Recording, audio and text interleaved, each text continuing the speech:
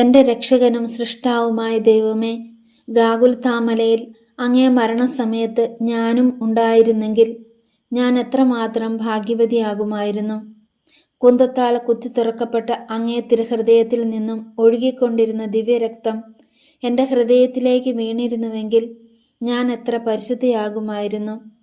മാധുര്യപൂർണനായ ഈശോയെ, ആദ്യ ബലി ദിവസം ഗാഗുൽത്തായിലെ കുരിശിൻ ചുവട്ടിൽ നിൽക്കുന്നതിനുള്ള ഭാഗ്യം കിട്ടിയില്ലായെങ്കിലും അങ്ങയെ തന്നെ ദിവ്യപൂജയിൽ നിത്യപിതാവിങ്കൽ കാഴ്ച സമർപ്പിക്കുന്ന അവസരത്തിൽ കുരിശിന് കീഴിൽ അങ്ങയോടുകൂടി ഉണ്ടായിരുന്നവർക്ക് ലഭിച്ച അതേ ഭാഗ്യം തന്നെ എനിക്ക് ലഭിക്കുമെന്ന് പൂർണ്ണമായി ഞാൻ വിശ്വസിക്കുന്നു.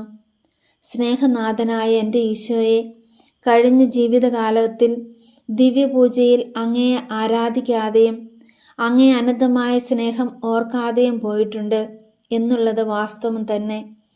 ദയാനിധേ, എൻ്റെ നന്ദിഹീനതയെ വീക്ഷിക്കാതെ അങ്ങേ കൃപയാൽ എന്നോട് ക്ഷമിക്കണമേ.